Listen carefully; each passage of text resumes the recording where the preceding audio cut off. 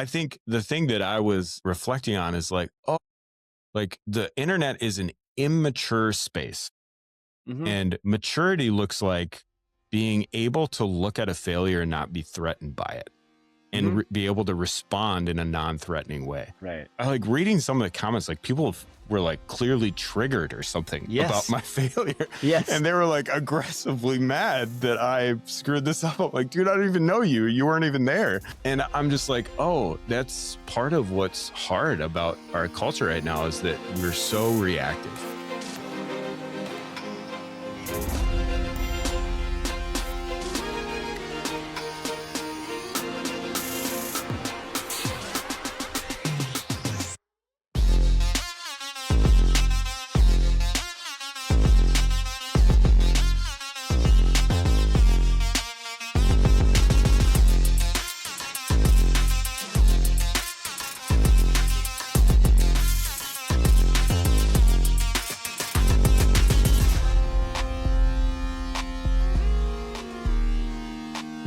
Well, welcome to the next episode of the Huntxp podcast. We're back, y'all. We're back. Johnny's here. I'm here. I know we've got the messages. You've come up to us in the hallways and at deer camp and said, hey, you guys need to get back at it. This has been too long. So thanks for your patience, y'all. Hopefully you caught up on some old episodes and hopefully you had a good November. We were going to share our stories from November. We took a Rutcation break. And man, do we got some stories, some unexpected ones, some painful ones, and some really fun ones. So, Johnny, how are you? How was your November on the whole? And then let's get into it. Okay. I am good. Thank you for asking. My November was different. It was different than my traditional Novembers, largely because we, if you followed along, we built a house this summer. We moved in November 14th, and that's been consuming a ton of my time. I did not hunt nearly as much as I wanted to, but I still got out and had a couple of really cool experiences. And I decided just to focus on Jude, my oldest son, and we had a really fun time too. We hunted from the ground a lot, archery, which was new to me, and we had some super close encounters. And then rifle season, he shot a pretty nice buck. So it was great. How was yours? It's hard to capture it all in one word. I hunted decently hard, I would say, and then had one big trip to Illinois and didn't really turn out the way I wanted, but again, had a lot of great experiences. I had some cool encounters and I'm now in full like fill the freezer mode. Like might even just leave the camera behind and just go mode and go for it. But man, it was fun. One of the things I love about hunting is exploring new territory in new states, and Illinois very similar to the context that we hunt in, but had some nuances to it, some fun new experiences for me. So yeah, man, it was good. Well, let's just start week by week. What was pre-rut going into the first week like for you? Did you have some experiences around that?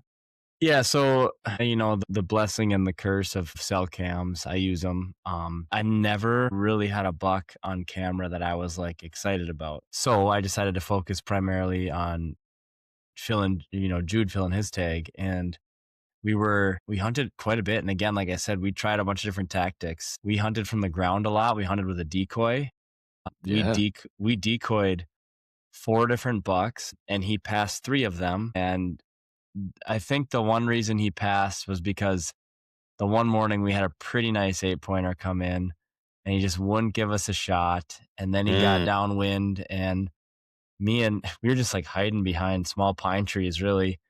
And we just didn't get the shot. But my favorite one was we were out one evening on the edge of a field and we're just on a calling sequence. And I actually left the decoy behind on this one because that morning was when the 8-pointer came in. And I think when he saw the decoy, he's kind of like, I don't know about you.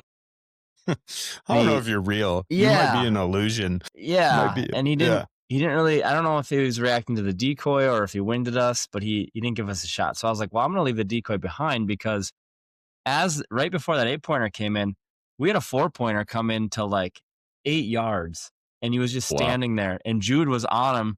And I kind of looked at him like, "You gonna shoot him?" And he looked at me and he was like, and I'm Man. like, "Okay, not gonna shoot Yeah. him." And as we were watching that one, I look out in the field and there's an 8-pointer. So I snort wheezed at him and grunted at him, and he came just booking from like 200 yards away. Just came booking, and he closed the distance to like 25 yards, but we just didn't have a good shot. And then he spooked off. But my favorite one was later that evening. We're out, and I was like, we tucked into a different spot.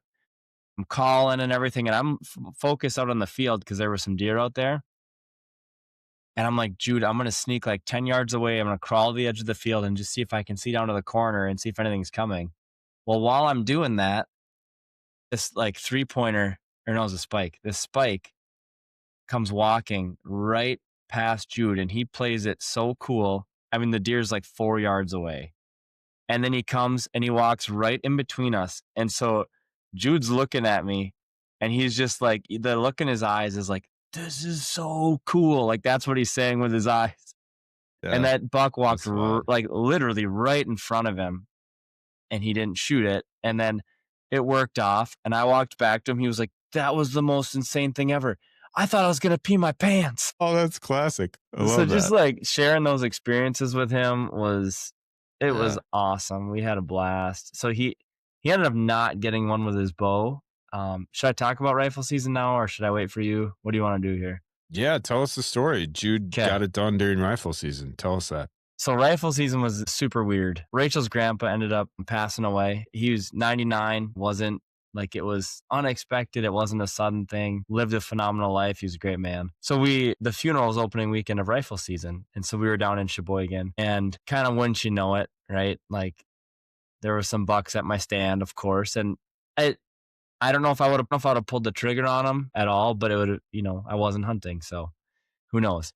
So on our way back from Sheboygan, we stop and I look at my cameras, and there was a new buck I had never seen that showed up at one of my stands, and he was a nice buck. Mm. And I talked to my dad. I called my dad. I'm like, hey, I can't go tomorrow morning. Like, what are you gonna do? And he's like, well, I mean, I can sit there if you want. I'm like, yeah, I think you should, because Yeah. he's a pretty nice buck. And traditionally at that stand that I'm talking about, if a new buck shows up, they're usually gone within like 24 to 48 hours. So I'm like, you should go. And so Yeah. he went the next morning. That would be the Monday morning of rifle season, and shot him right away. Beautiful buck. Nice. Then I'm like, well, I've really got nothing on camera that I'm excited about. I'm like, Jude, we're just hunting. And so we hunted a couple days. He passed up, I think, 3 bucks during rifle season, and it's like Friday evening or last Saturday. He's like, I kind of regret passing up all those bucks. I'm like, well, you don't have to like regret it. Like, it's just a learning experience. You can pass deer, and you're never guaranteed a bigger one's coming, or guaranteed you'll see that buck again. And so that night he's like, tomorrow when we hunt, he's like, I'm going to shoot any buck I see. I'm like, that's fine, man. Like, whatever you want. Whatever you want to do, you make the choice. So Sunday evening, we're out, and it's like 15 minutes left, and we're covered in does, like more does than I've seen all season. And I'm like, there's got to be a buck Mm. around. Yeah. And once you know it, 15 minutes left, this buck ends up kind of coming in and kicking them all out. 50-yard shot or so. Jude makes a great shot. Deer runs like 40 yards and piles up, and we were just elated. He was so pumped. And the bonus was it was bigger than all the bucks he passed up. So he was like, this works. If you pass up bucks, you'll shoot bigger ones. Oh man, so all the qualifying you were doing earlier just went out the window because he's Yeah. like, "See, No. Dad, Yeah. see, See, yeah." Dad.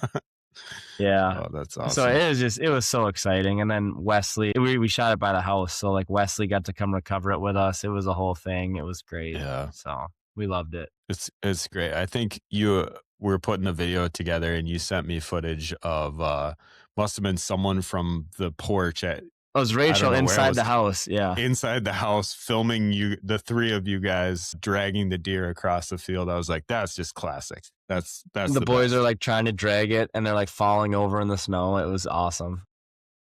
Oh, you'll remember that for a long time. But yeah. That's good. Yeah. I remember you texted me about your dad bagging that one off your stand. I, instinctually texted back like he owes you one, and Johnny right away is like, "Nope, I think the balance sheet is heavily in my dad's Oh favor for gosh, setting yeah, me up on bucks." So yeah. I don't think I've put a dent in the debt there. And I'm No, like, "Oh I am yeah, still in that's true. a Yeah, tremendous hunting debt to my dad, who's taught me everything and put me on more deer than I can count. yeah, yeah, yeah." That's super fun to share that though. That's one of the gifts of Yeah, the generational hunting passion is, and particularly when you do it together, yeah. being able to be like, I can't be there, but go bag them, dude. Go get it. Well, and I Yeah. think the bigger picture, right? Like the mindset of like I can share in that joy with you. Like the joy Yeah. you feel when someone you love and care about or your hunting buddies, whoever, harvests a nice animal, like you should be excited. You should be happy. Yeah. You should Yeah. experience that joy with them and share that with them. I've invited friends to come with me to hunt on places I have permission on, and of course I get the permission from the owner. And several times they'll be like, "Dude, are you sure? Like, is this okay? Like, I'm not like creeping on your thing." And I genuinely like, dude, I think I'd be just as stoked if you shot this one that I have on camera. And that, I know I'm a minority in that, and I not that there wouldn't be a tinge of like, oh crap, I wanted that, but Yeah, I do genuinely like if you get to share that experience with someone and set them up to do it, there's a lot of joy in that as for well. sure. For Yeah. sure.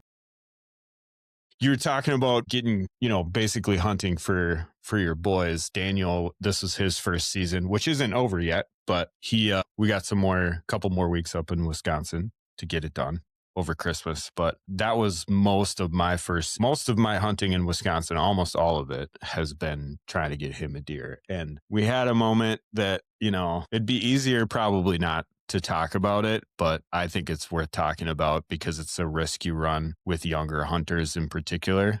But it was so close. Of course, we put out that short of him just like getting the giggles Yeah. when the deer came in, which was fantastic. I'm totally okay with that. But then he locked it down. He got serious about it. He's like, I'm not going to do that again, Dad. And we had a deer come in, and unfortunately he was still moving a little bit, and it jumped off a little bit further than his range, I think. And I forgot to tell him to compensate. It wasn't that much further, but he shot and shot low and shot basically through the arm tissue. And I think the deer's still alive out there, Sure. but it was just such a roller coaster because it was like, oh, first deer moment. I have this footage of Yeah. him just like losing it, excited. And then we searched for it and couldn't find it. And so he's in the ups and downs Yep. throes of things. Yep. So that's one of the risks of the younger hunters, even if you got all the gear to get it stable. We'll get Right. after it. He'll get a second chance. And one of the bonuses with the young kids is that I feel like they're so hyped about it, but it kind of like washes right off their back a little bit too. They're like, all right, let's just go do it again. Let's go. Sure. You know. Sure.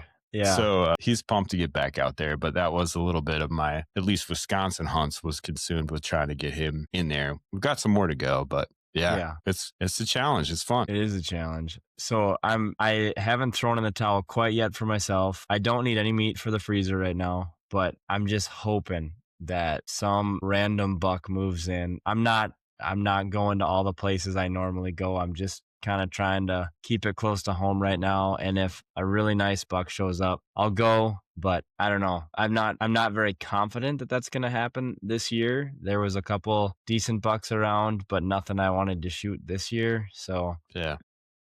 we'll just see what happens in the next Yeah. few weeks. It can be tougher on the bucks, I think. The deer in general, I mean, at least in my experience, and we've talked about this before, there becomes like this second window of patternability where, like, if you've got the right food source, and I think Derek said it when we interviewed him, he's like, just go sit somewhere with some green and they'll show up minutes before a shooting light is over. Yep. And it's kind of like clockwork sometimes when you're working that late season. Yes, late season does become like clockwork. So if you can pattern a deer, or like if you're after a big buck late season, it can become very patternable in a sense. You still have to play the wind and be smart, but yeah, they seem to stick to a good pattern if you can find them. Yeah.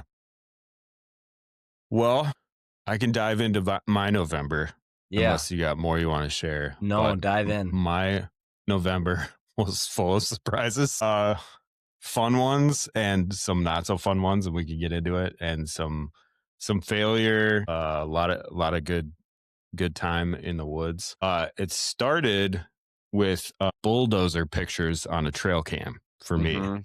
My Minnesota spot is on this kind of like land that the owner is trying to develop. And he doesn't quite keep me in the loop with all the things. And he decided to put a road in right in the middle of my spot, literally right in the middle of rut. And I was texting Jonny the pictures of Yeah. the bulldozer. Yeah. I'm like, Yeah. well, maybe not this one. And so that just like that spot, I've seen basically nothing on camera ever since. It just totally demolished that. I went back a few times, didn't see much of anything. But what it did do is it pushed me onto some public and to experiment and try some new places. And I just tried once or twice, but I built a pretty cool relationship with a landowner who there's a piece of public that I won't get too specific with, or other people will find out. But essentially, access is very limited in certain sections, which I had gone the long way before. And I mean, like probably a mile and a half in to get to those That's sections. the long way. Yep. It's long. And there's creek crossing or water crossing, and you got to get creative to get back there, which is good. But I went in a circle all around that public and talked. This is anybody who's door knocked can resonate with this story. I pulled up into people's driveways when clearly there was plenty of cars, knocked on the door, could hear voices inside, and no one responded. Yep. Went to doors where a person literally walked up to the window and just looked at me, saw camo, and just shook their head like this and didn't even answer the door. I'm like, okay, I'll walk around. Talked to a really great landowner. It's like, no, yeah, you're not the first one. We hunt this. Good. Like, we had this great conversation. He's like, you seem awesome, but we just don't let people access through this way. Then kind of one of my last doors that I knocked on, the dude was like, yeah, sure. Why not? And I've been texting him. He was getting into trad bow. I shared the podcast with him. Nice. So yeah, we've been texting back and forth. He shot a really nice buck somewhere else. And so it was just a cool experience. And then he gave me access through his property and had a couple cool encounters, no bucks, but great sign back there, and another place to have in my pocket, which never would have come about if not for the bulldozer. So yeah. Thank you, bulldozer. Well, I'm not ready to thank the bulldozer yet, but maybe eventually. Thank you, bulldozer. Preemptive thanks. Yeah. So Minnesota kind of got screwed for me. In Wisconsin, I've mostly been there for Daniel. And then my big trip was Illinois, and heck, it was really a ton of fun. And I got to hunt with Jordan, who's been on this podcast before. Very hospitable, let me sleep in his basement, did a ton of scouting beforehand. And so in that area, we had access to some private that he had gotten permission on, and some areas of public that I actually had been texting Derek Dixon, the thermal drone guy, about. So the only good weather day, though, we had was the first day. And then it literally got to 70 or 80 almost every day after that, which in November is like, sucks. It's no good. The deer movement was pretty poor all around. Certainly the public areas had been pressured pretty high from what we could tell. So there was a couple things stacked against us, and me being new to the area, new to the spots, pretty much going in blind. Had a lot stacked against me, but boy, I had just a ton of fun in a new environment. So day by day, the first day we went out, we got a couple stories. The first day we went out, I went out with Jordan. We were using the nested systems to set up. And our first encounter, we got set up in this tree, and Jordan took a while to get situated, and I had my bow up there. So he wasn't concerned so much about getting a bow up quickly. And I wasn't going to shoot a doe the first day. And lo and behold, first light, right at shooting light, this doe comes down the creek bed. And so Jordan's like, I'm going to try to shoot it.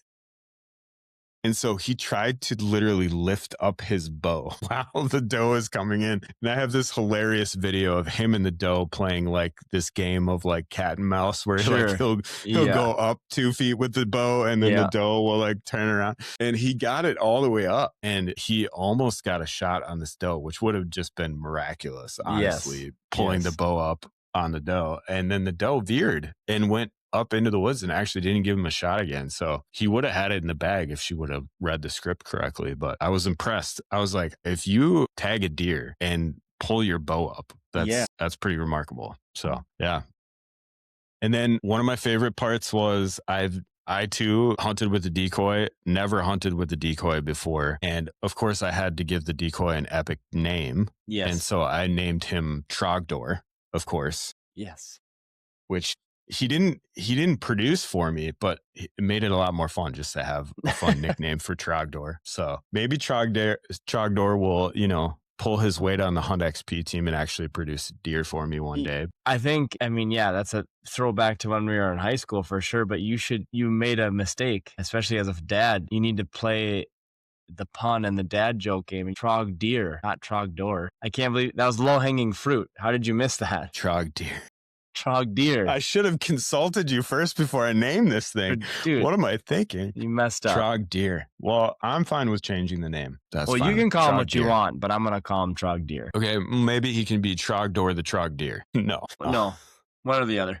Just no. No in betweens. Okay, well then this is the moment you all have probably not been waiting for, but the internet certainly had a lot to say about. The climax of my Illinois trip was a supreme goof up. And, we can analyze it a little bit, but let me just set the stage for you. And I can give all the preamble for it. Other than sometimes you hunt hard and the luck's not stacked in your favor. There's a lot not stacked in your favor. And a lot of your experience goes out the window in the moment. And sometimes it just doesn't pan out. And sometimes you catch it on camera. And sometimes you come up with a cool reel and you put it on the internet. And sometimes it goes viral. And sometimes people do some crazy stuff on the internet. So we'll talk about all that.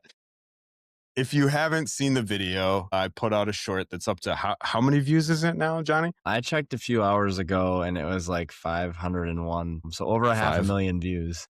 500,000 views. Yeah. On my supreme goof up in Illinois. So let me break it down for you. Hunting solo. This is day 3. It's warm.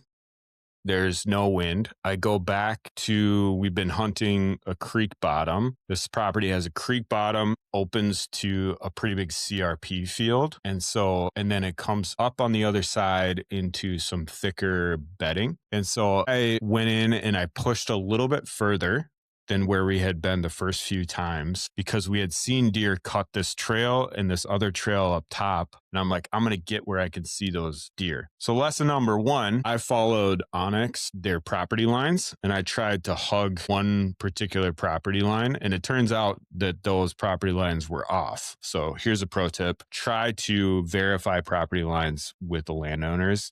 Actually ran into the landowner from the other side. He was super gentlemanly, super cool about it. I was closer to the property line than I anticipated. Wasn't over, but close.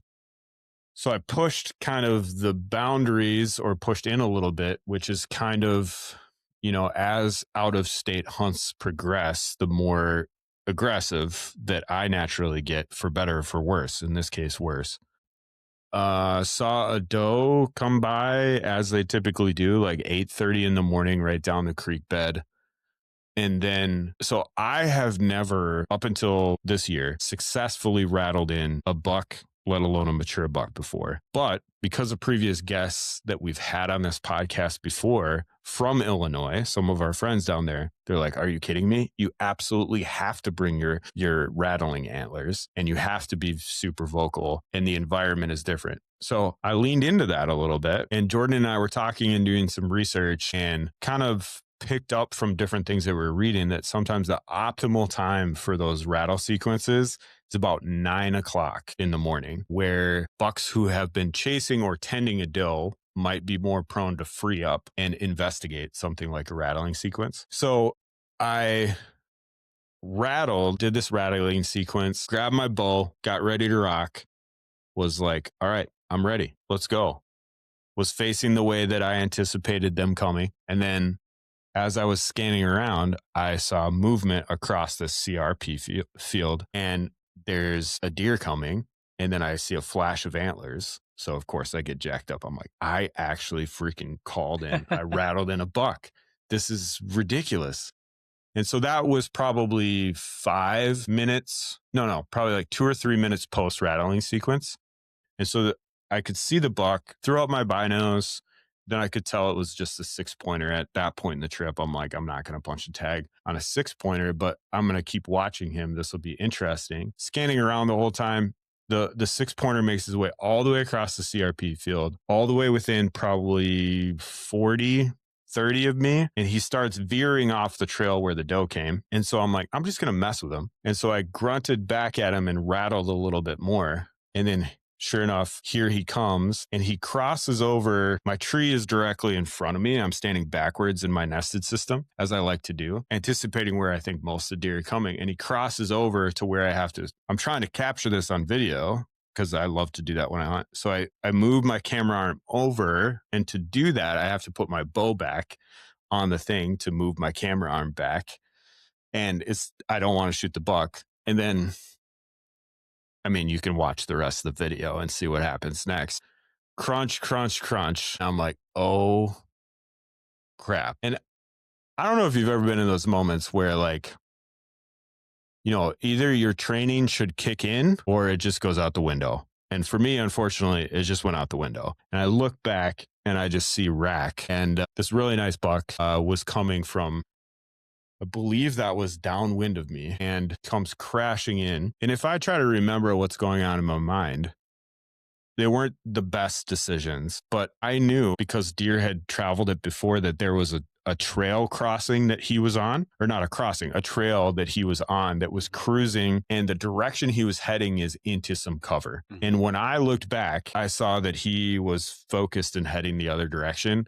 So in the split second moment, I don't know why I thought this, but I thought he's going to keep going and I can grab my bow and be ready for him when he comes out on the other side of cover. But I moved way too quick and way too much, and he picked me out like that. The other thing is the downfall. I was in a creek bottom and I was probably 25 feet up in a tree, but eye level with where he was coming on the ridge. Yeah, it's one of the complications and one of the nuances after learning more of the area that I would definitely do differently is like deer definitely cruise down that creek bed, but the downfall of being in the creek bed is then your eye level at the ridge where he was. So you can watch the video. He basically pins me. You all, if you hunt long enough, have these moments that you replay over and over again in your mind. And you know exactly what you could have done differently, should have done differently. And so I missed him. And the thing was, is when I turned back around, I never saw him see me, actually. In the video, you can clearly see him see me and see him start busting. But when I turned around, all I saw was him trotting in not the trail, but towards the other direction. Sure. And then so my thought was, well, I'm going to try to hit him again with the grunt call because maybe he's just cruising still, but just misses where I'm at. So that obviously didn't work. But it was like out of state last few days desperation like crap. So a lot of lessons were learned, and it certainly has been very easy for me to beat myself up over it, and very easy apparently for the internet to beat me up over it. Yeah. But, dude, like probably 3.5-year-old buck within 40 yards in a place I'd never been before. Like, that's just awesome. Like, that's super exciting for me. Yeah. And yeah, I didn't do it right. Screwed it up, but dang, it's fun. And I'll be telling that story for a long time.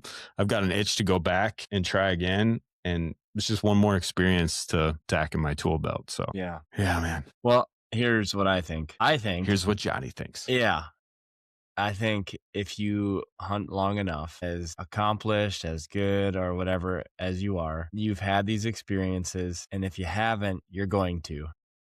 Yeah. And I don't know, man. We've just been having fun with this thing, and you posted that. And I don't think either of us expected anything out of it. But I think it shows a tremendous amount of humility, I would say, which is not very prevalent in the hunting industry or the hunting space. It's always a game of inches and egos and whatnot. And for you to post a failure, I thought was pretty cool. And to leave it up, I thought was pretty cool. And to Right. not fire back at people was pretty cool. And for that to be easily our most popular video and for you to just be like, nah, whatever. I think that's pretty cool, man. It was a real test to my commitment to our vision to share all the experiences, you know. And I think I heard in my head as I was sitting there listening, like, probably shouldn't have read comments. I haven't read all the comments, but I think I got down what people, you know, don't like about it. And I kept hearing in my head Nick from Aggressively Average Outdoors when we asked him, hey, what do you like to hear from guys like us? What do you like to hear from these sorts of shows? And he just said failures. And I was like, really? I'm like, that really took me off guard. I'm like, because everybody's posting the wins all the time. And he's like, no, dude, as a newish hunter, like I really value, you know, people who post the wins and the losses. Yeah. And that, you know, honestly, I didn't think too much of it because I run with guys like you and others who, will razz me about this. Like there's like, if I didn't make it to the deer camp this year, but if I would have been, I'm sure I would have got razzed. But I know those guys know me and I know they care about me. And I am just so used to an environment and a community that will be with you in the thick and the thin. And the internet is not that place, you know? No, like it's not. I think this was a harsh reminder of that. So do you have any reflections? Not, I mean, I'm sure you say some of the same things about the tactics of the hunt, but what became the bigger story is people's reaction to the failure. I mean, you said a little bit so far, but was there anything that stuck out to you about how people responded to that video? Yeah, I don't know. I just hate kind of what social media has just like made really acceptable in our culture of just like, it's okay to completely slam someone you've never met, have no idea about. And I'll vouch for JD. He's a great guy, really good human. If you talk to him, you'd like him. But I just think it's just kind of sad where we're at. Yeah. And I mean, the good news is like, that's not stopping you from doing something you like, which is filming your hunts. And a lot of the comments were like, put the camera down and hunt. And it's like, well, yeah, but for some people, yourself included, that's really a fun part of the challenge. Like you've shot deer and now you're trying to challenge yourself and do it another way and capture it. I don't know. It's just kind of disgusting, some of the things that people say. And I'm like, why do we do that? Like, why do we as a society just do that without knowing the person? So anyway, I think what's concerning to me about it is I know who I am. Like, I know that I don't suck at hunting. I know I've been successful before. Yeah.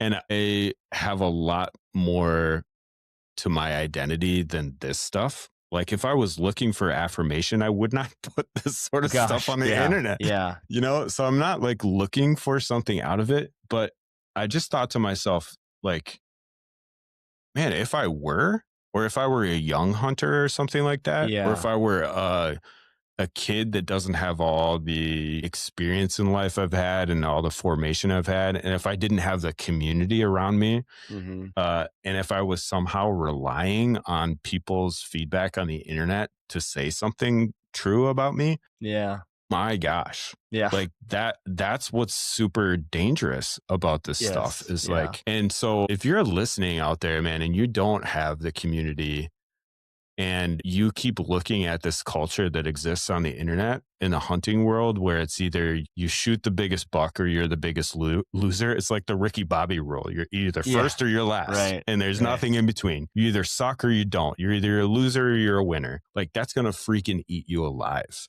And don't place any value in that reality.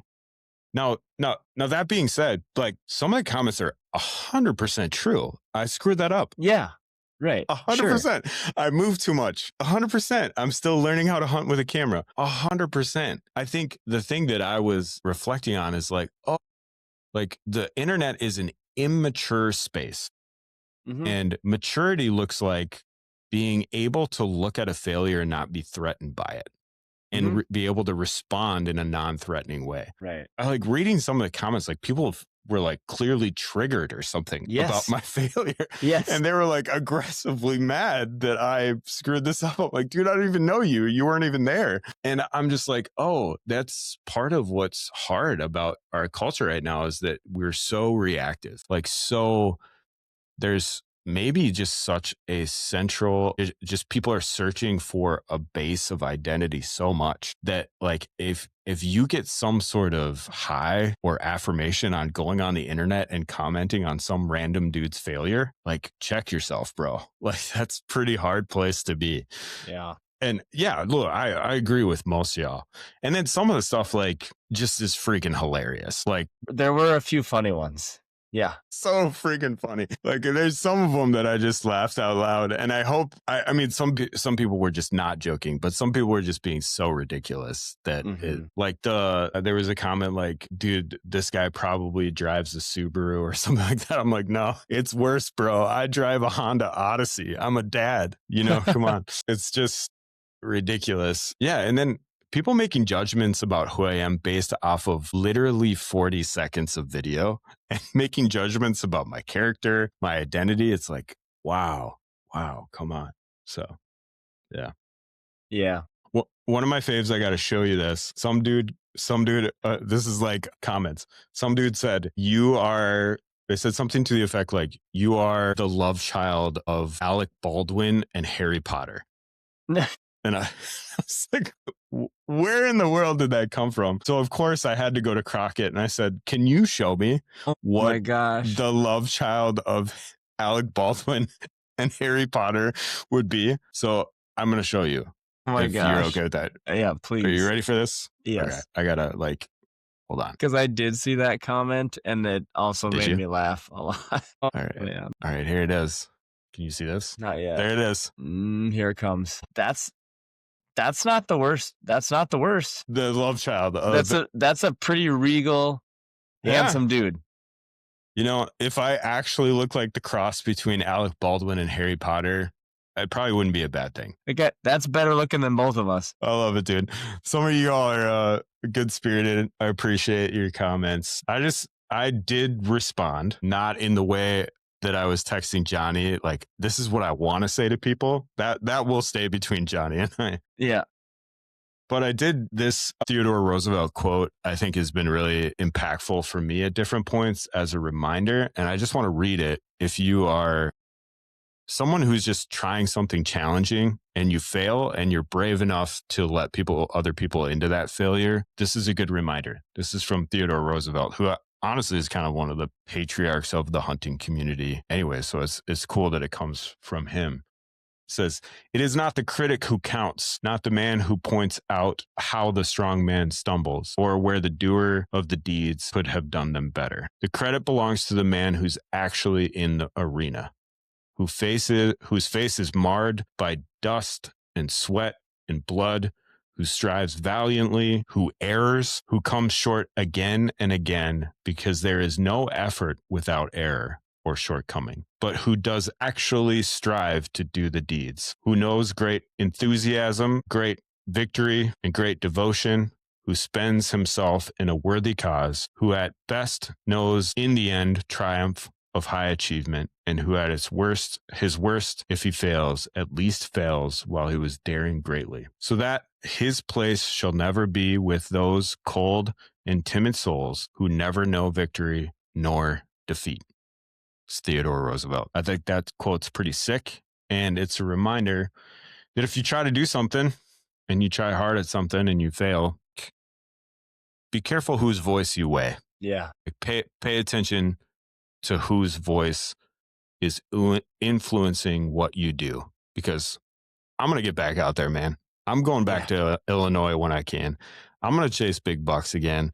I'm going to do it differently, and I'm going to have this memory in my mind. I'm going to have this loss in my mind, but I'm going to keep after it. Like, this is no way going to stop me from hunting, and it shouldn't stop you either if you got to fail like this. Yeah. Well, I appreciate the humility and boldness it took and has taken for you to keep that video up and to keep it posted and everything too. And I want to circle back to one thing you said about identity, right? And if you are finding your worth in how big of bucks you shoot, how many bucks you shoot, all those things, I would challenge you that you're never going to be fulfilled. Someone's always going to shoot a bigger Mm-mm. buck. The chase is awesome. There's a reason why we do it. We love pursuing these great animals, but you're worth more than that. So just want to put that out there. Absolutely, man. I think there's an important place to get where you can have a fail like that, or you can have a season where you don't punch a tag and you can still have a smile on your face. I And you mean, can I still, don't think I'm punching a tag this year, and it's been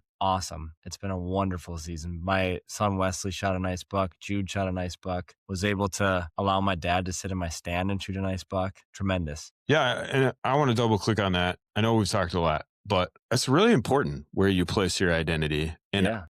I genuinely, and then we've been transparent about this on the show, like Jonny and I are Christ followers. We love Jesus. And this is part of the reason why. Like if you have something more firm to base your identity in, these things don't have as big a grip on you. And there were moments when this thing went viral and I'm scrolling the comments that I genuinely thought to myself, like, man, if I didn't know who I am in Jesus, this would be really, really crappy right now. Yeah. Like, and it's not that it isn't. It sucks to be misunderstood in the way that people are talking about, or to be taken or misconstrued, or even publicly shamed in ways like this. But when you have your identity in Jesus, and that identity is based on nothing that you've accomplished and everything that Christ has accomplished, it just flips the script 100%. And like, if you don't know that freedom, man, if you don't know that that peace that passes whatever situation or understanding you're in, let's chat. Send us a message, and we'd love to talk more with you about it. So that's enough about my failures, man. Let's move on. One cool thing about the Illinois trip that I wanted to mention that was friggin' sweet. I mentioned that we hunted some public ground, and this public ground was like training for out west. Like the hills on it were like this, and we went like a mile deep on it. And it felt like we were, I felt like the most work we did all week. It was intense and it was super fun. And we went to exactly one of the pins that Derek sent us. Yeah. And my buddy Jordan was with me that time. His very first time in a saddle. I brought an extra saddle with me, and we're sitting there in the same tree. And he goes, 10 yards. He just looks at me and he says, 10 yards. And it's like, right behind you, 10 yards. And there's a doe at 10 yards behind me. And I just didn't move. And he had never shot anything out of a tree saddle before. He barely practiced drawing back out of a tree saddle before. Yeah. So this doe is like literally right behind me, came busting out of the thick stuff and makes its way down to my right. And he draws back. And if you've never drawn back, if you never drawn back in a saddle before, you got to practice that. Like the muscle mechanics are different, like some of the same muscles, but like you can't use the same, anchor points like you're standing on a ground to get leverage with it. So often he's just like barely. And I think the adrenaline like pushed him the last, like until the let off came on, but he smoked it. Nice. Well, he didn't exactly smoke it. He hit high, and that was quite the ordeal, but we got it down. It dropped right there. We put a couple more arrows in it. It was done. But it was so freaking cool. Like, it was just like a lot of things coming together for me. Like the relationships we built, being able to text Derek where he sends me pins. What a nice guy to do that. Yeah, like, for sure. Awesome. Yeah. But it's just a microcosm of what community can bring. Like I maybe would have stumbled on that spot, but the way that Derek described it, it worked exactly like he said it would. Like the deer came in the way that he said he would, and the dude's got meat in his freezer now because of that. And I think that's just freaking awesome that someone who's never stepped foot on that before, three people never stepped foot on that before, the one who put the pin there, the next guy that goes there can walk out with meat on his back. That is pretty really sick. Cool. Yes. So I have one more story I forgot to tell from November, if that's Bring okay. it on, man. It's always okay. Like I said, I had no exciting or no bucks that had me really excited on camera. And so I told JD, I had taken a personal day for this Rutcation. And I was like, I'm going to do something different. I'm going to try something I haven't done before. I know this area well, but I know this bedding area. and I'm going to hunt from the ground. I'm going to wait for first light and I'm going to hunt on the ground. And so first light, I take off from where I had parked, and immediately there's some deer in this field. And I'm like, okay.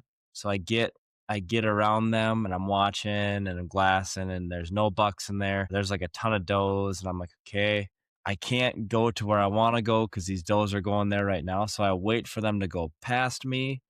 And then the wind is in my face. So it's in my favor. So I'm kind of like almost following them at a Yeah. distance.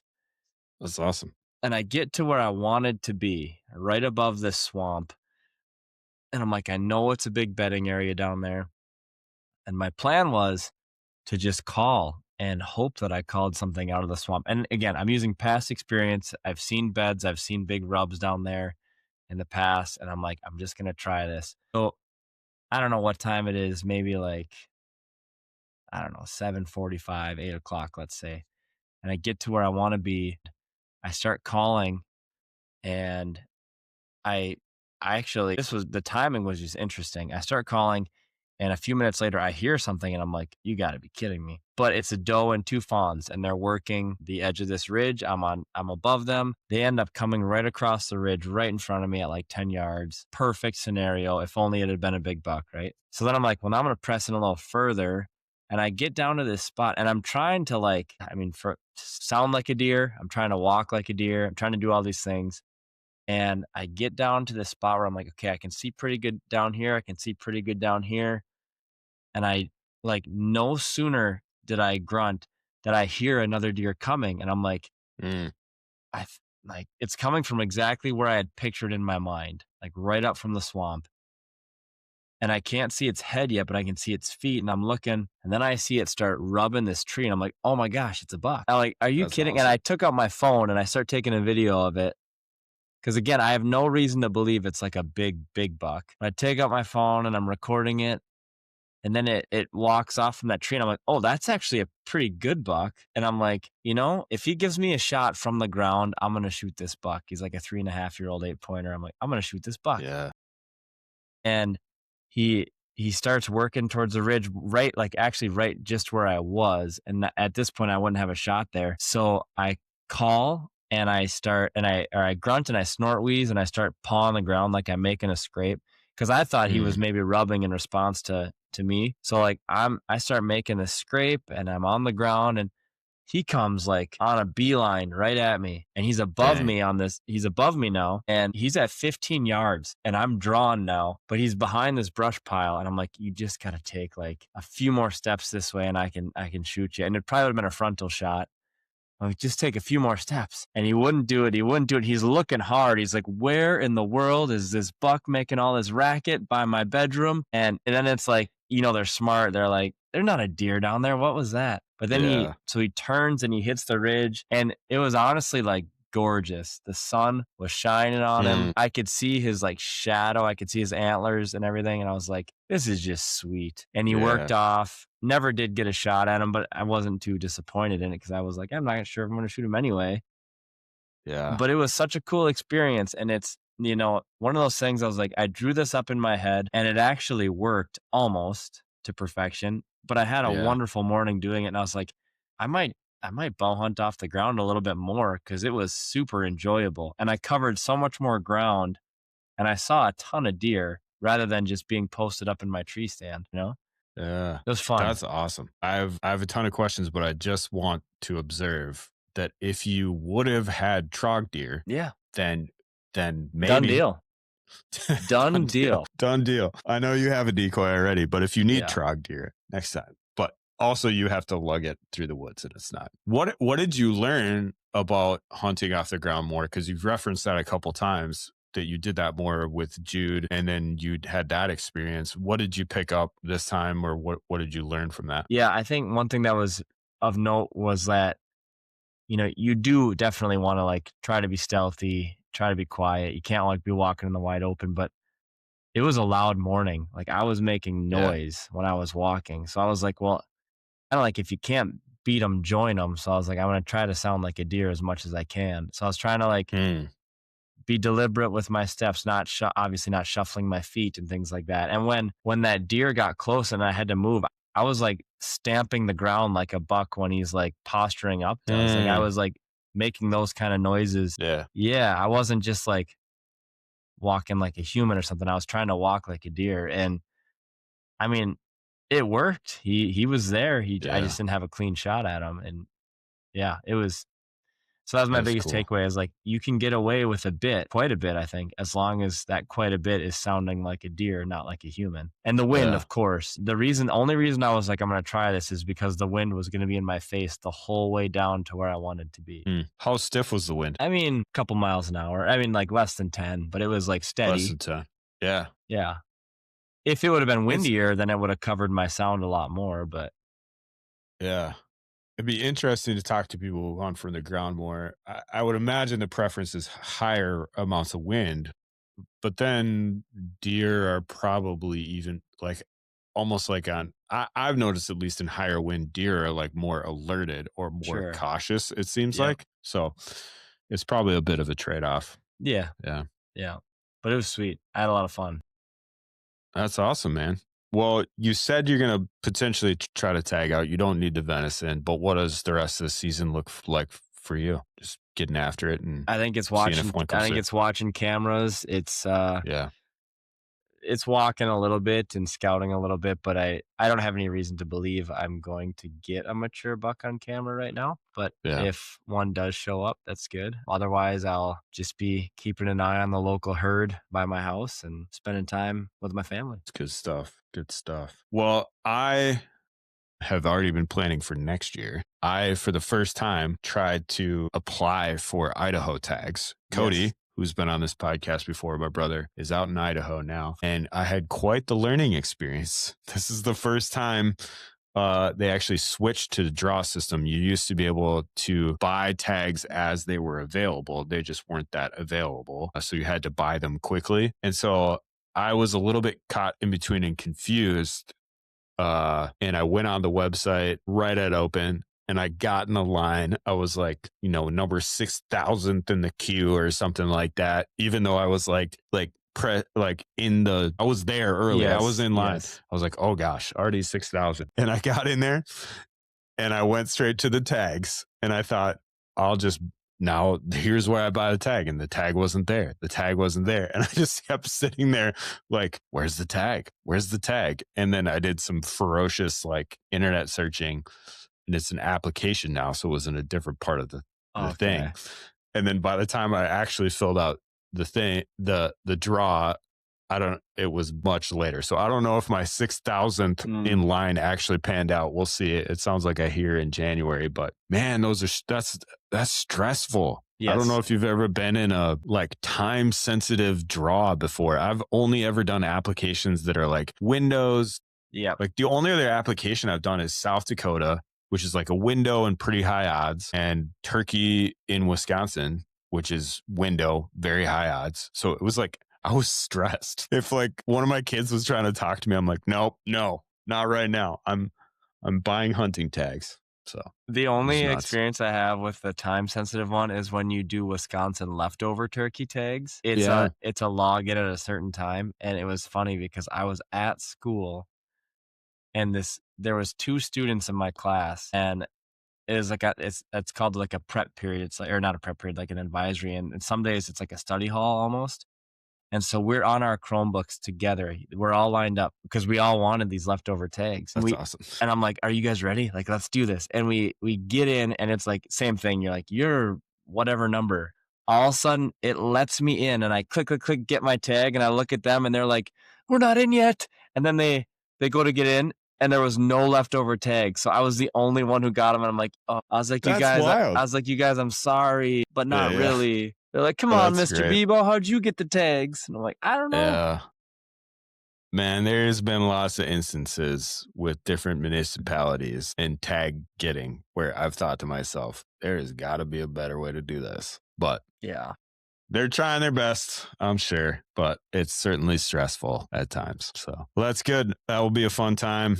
Well, we'll be back a couple weeks here. We've got some guests lined up that should be a lot of fun. I'm not sure how long we'll go with the rest of the season until we stop having fun with it. Maybe we'll just keep on going. Yeah. So we'll see. Stay tuned. We got more episodes coming. Thank you for those of you who were patient, and it's okay. Those of you who are not that patient, we still love you. And thanks for tuning in. Hope you enjoyed these stories. If anything resonated with you, we love to hear from you. We get emails from you guys. We get comments. If you want to get more connected with what our community is about, the best way is to go onto our website, follow us on social, DM Jonny and I. If you've been listening to some of these, we've gotten some people just DM us and say, hey, this is great, guys. It's just good to know you. We like to know who listens to this because we genuinely want to know you and what you're after. So appreciate you watching. We'll have some more stuff in the pipeline coming up. Behind the scenes bonus banter. All right. All right. Little Matthew McConaughey. Sorry for my frantic camera moving there in the middle of the. That's okay. Yeah. Right. I'm into it, but dude, you're over 500,000 views. Oh yeah. We'll get into it. People are just dumb. That's just bottom line. One of the takeaways. Yeah, I mean, we'll get into it. I've thought about it a lot. Yeah. I mean, obviously thought about that moment a ton. Yeah. And then we'll get into it. I did not expect, man. I'm just like, we just post stuff. And so I'm just going to post this. But my gosh. Oh. And I mean, a lot of people aren't wrong. Well, no, but I mean, yeah, it was a screw up. There's a for sure much better way to say things. Yeah. But yeah, we'll get into it. Yeah. I think it's actually quite interesting. Yeah. Because I didn't really expect anything from it. No. But it's quite fascinating to like, oh my gosh, people, wow. Well, it's our first thing that went viral, if you will. Isn't that great? Yeah. You're like, yay for me. Yay, the virality, Yeah, we'll talk about it. Yeah. I got it pulled up just so I can reference some of the comments and stuff. We're gonna make good humor from it, That's all you can do. As you do. Yeah. But talk about, I think it's quite an interesting commentary on hunting culture right now, actually. Yeah, I would agree. So I think we've got some decent insight to offer. And just about judging people, in general on the internet. It's quite hilarious, actually, what people are making me out to be personally. From all the comments. It's like, wow, you gathered all of that about me from that little video, from 30 seconds. Wow. Yeah. Okay. Yeah, dude, I was just going to organically catch up end of Rutcation and yeah. Let me pray. Jesus, thank you for this space that you've cultivated. Thanks for all the people who listen to this. I know it's hunting, but we're your kids and we bring our full selves to this. And I pray that that would be glorifying to you. Like the words that we say, the things we reflect on, the joy that we carry through the stories. I pray that it would draw people into healthy, mature relationship around a shared passion. God. Yeah. Just help us to kind of zone out all of the different voices that have been introduced in the mix and focus in on the joy of doing this with each other and with you. In Jesus' name. Amen. Amen. I did have something interesting happen at school because, well, actually twice. During rifle season, my cousin's husband came up to me at the cabin and was like, dude, what the heck? Where are the episodes? Where are the podcasts? And I was like, oh, we're taking a little break. And he was like, I know, but come on, let's get back. And then you've had a long enough break. Yeah. And then some kids at school too are like, when is the next episode dropping? I'm like, hey, we're working on it. We took a break. Well, what's interesting is I think Spotify listeners missed a couple episodes because we had some copyright disputes. Okay. So the Kansas episode and one other one, I had to fight for them to put it back on. So they were gone for a while. So we were, it extended our we had 2 more episodes come out that were only available on YouTube for a long time. Sure. And might still only be available on YouTube. I don't know. Well, that's upstairs. So I'll be right back. Just got to pull up one more thing. Then I'll actually be set maybe. Well, we took a break. So gotta get back in the rhythm here. This is just how podcasts go. Jonny just mostly waits around for me to get ducks in the row. Not Not on Except for last time. not Sunday. That was a nightmare. Last time was rough, I but was starting I was to get just watching stressed out. football. Yeah. Okay. Nope. Nope. Yep. Yep. There you are. Wrong button. Okay. Got it now? Yeah. I'm like so out of practice, obviously. It's been so long. It's been so long. Here's a reminder. This is how you start. Welcome to the next episode of the Huntxp podcast. That's it. That's how we do it. I forgot the script. Good. Well, when are you coming up? This weekend, I'm not able to hunt though. I'm just coming up for the big Larson shindig. Okay. And then I'll be up for as many days as I can. Christian doesn't have as much time off. I just am a free bird entrepreneur, so I can just make time off when I want it. But I'm going to try to hunt the week after Christmas a couple times for sure. So we are going to be in Florida, but we might, I think we're back by New Year's. Well, maybe there'll be a little overlap. I'll hit you up if I was going to say, if you need to whack a doe, I've got some does and you could whack one if you needed to. Yeah, I don't think, well, I mean, I shouldn't say, I mean, we tried to whack a doe for Daniel before and that didn't work. I am going to try to get him one, and I have been pretty consistent and successful with late season. Sure. Particularly because my dad just puts corn out and they're just like all over it. No, it's perfect. But I'll let you know. I also want to try with the trad bow. So we'll see how that goes. Mm-hmm. Yeah, we'll be in touch if you feel like because we could even like get up in the nested systems and you could shoot one with your trad bow. We could set up like 15 yards off my yard and they would walk right by you at like 10 yards. So, well, if you're offering to be cameraman, maybe I'll take you up on it. I mean, I would film it if you wanted to do it. Sweet. That'd be fun. Yeah. We'll be in touch, We'll dude. see if it works out. I got to line up some guests here. We've got I think it's Wesley from Southern Collective. I'm going to work out stuff with Jer and see if we can get a time with Billy in person in January. So I'll keep you up to date on those communications because that'll kind of be a special sort of thing. Yeah. And then Andy May. And then Eric, I think is his name, from Okayest Hunter, are on my list. And we should remember Caitlin Moss told us to reach back out after season. Yes. So I would her as well. Yeah.